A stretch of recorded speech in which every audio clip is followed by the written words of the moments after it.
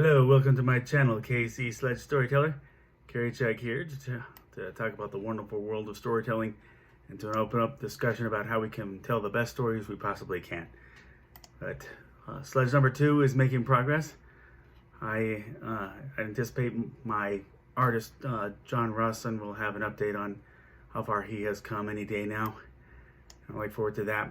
But last week we talked about superhero secret identities. And today's topic is superhero story settings. So much like most superhero topics, settings that carries a broad spectrum.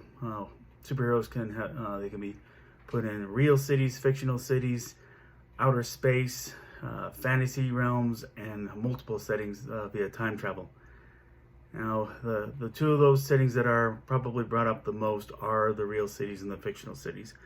And usually part of the comparison, that's often, DC Comics and Marvel Comics, along with the debates about which publisher is doing it right. And, DC Comics, they started off doing the fictional cities. Marvel Comics, they took a lot of pride in setting up most of their stories where they were stationed in New York City. And that kind of gets hotly debated from both sides of which has the right idea. My own opinion on the matter is to kind of for the first time on my channel be abrasive. So rabid fans on both sides of the debate need to shut up. Yeah, you stop and think about it. You know that when you ask any DC diehard if Spider-Man should be set in, say, Arachnoburg, they would say no. And when you ask any Marvel diehard if Batman should simply start operating in New York, they too would say no. Both publishers have made their respective settings work perfectly for their associated characters over the years. But now I'll go in deeper into that, as well as each of the other aforementioned settings and the strengths they bring to storytelling. First,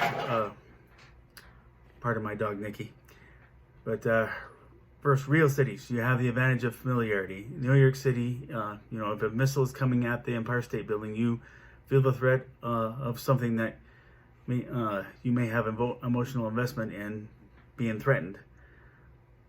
So that strikes a chord, and also any hero who defends the Big Apple will come to mind if you live there, visit there, or see footage of it.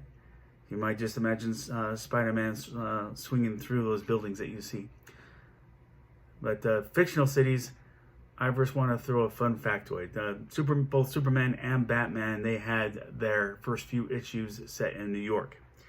And while the creators of each wanted to come up with a fictional city name, they were both kind of frustrated before they figured it out. And Superman ended up in Metropolis after that was named after the 1927 silent movie of the same name about a future world of inequality between classes. And Batman, he ended up in Gotham City after writer Bill Finger saw a business listing for Gotham Jewelers. But what has worked beautifully in both cases is that each city has become a character of itself to reflect each hero. Their design, their attitudes, their outlook, their imagery. Metropolis looks ahead of its time to give a sci-fi feel while it has an advanced being as its hero, while Gotham has several ghettos and gothic architecture to reflect Batman's macabre imagery and roughhouse approach to crime fighting. But because I just mentioned gothic, pet peeve of mine, I want to clarify with anyone who was into goth, and I'm not going to criticize that. You have your culture. Everybody wants a culture that they feel comfortable with. But, those into that who think that was part of what was naming Gotham City.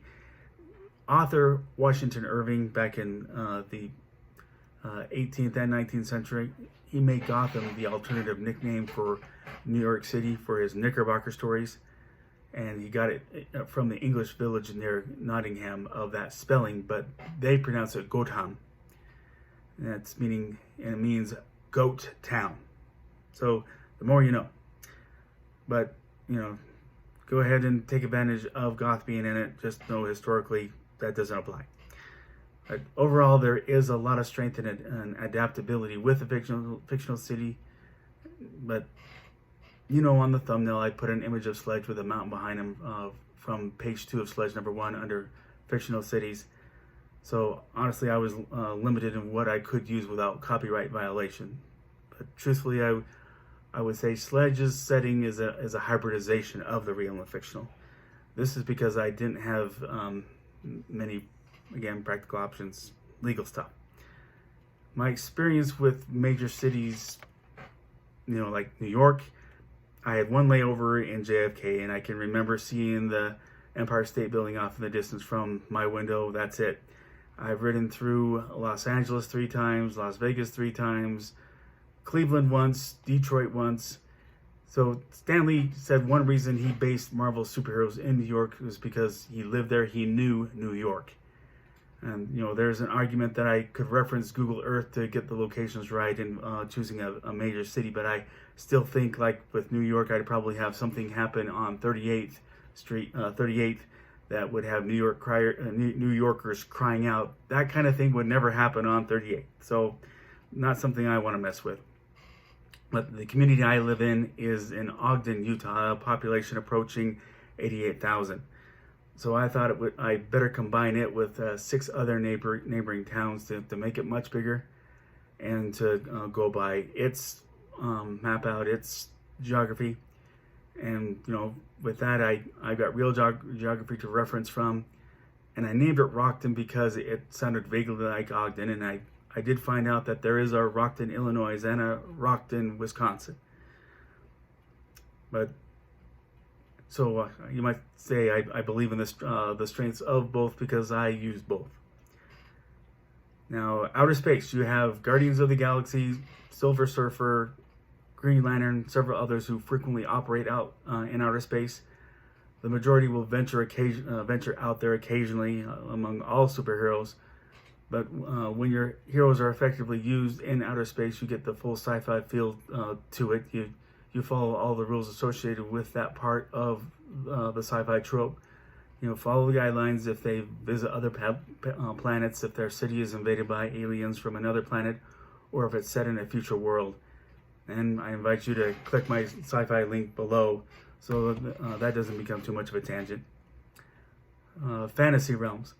This is the kind of setting used for Doctor Strange and Thor, where they often do operate in familiar cities, and they bring their mystical powers with them to the action there, and often will go to their respective fantasy realms and interact and do battle there with the same powers. My in-depth video on fantasies and other link before gives some in-depth stuff on that there. Time travel. So the easy example of superheroes going that way is the TV show Legends of Tomorrow on the CW. They do battle with their powers in a variety of different times and places, and it gives a wonderful example of stretching the use of the imagination that way.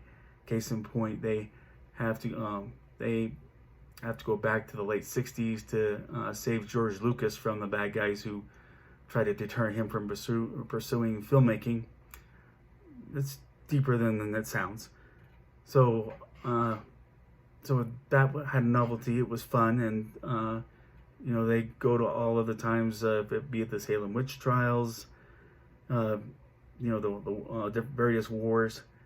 So just make sure you do your historical research if you're going to do it that way. But on that same note, when it came to George Lucas, as a John Wayne fan, knowing that Soviet dictator Joseph Stalin once put a hit out on the Duke in the early 50s, it occurred to me, who knows, maybe sometime I'll write a fanfic where they have to, where Legends of Tomorrow have to stop that mission from succeeding, knowing that there's a nice nice form of tension there, that his heavy conservative may rub some of them the wrong way with their politics. So that feels like very fertile ground and would be fun to write, I think, someday. So if you want to write superheroes time traveling, I recommend Legends of Tomorrow to do reference. And again, it's something I might venture in because of the variety of settings you can work with offers a lot of fun. But that's my insight into settings. Thank you for watching. If you like this video, please click like. If you like this channel, please click subscribe and share this channel with a friend.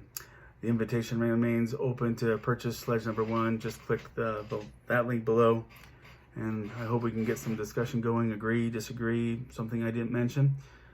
Please comment below. And you know that in the social climate, let's see each other as equals. And amid this health scare, be safe. God bless. Bye bye.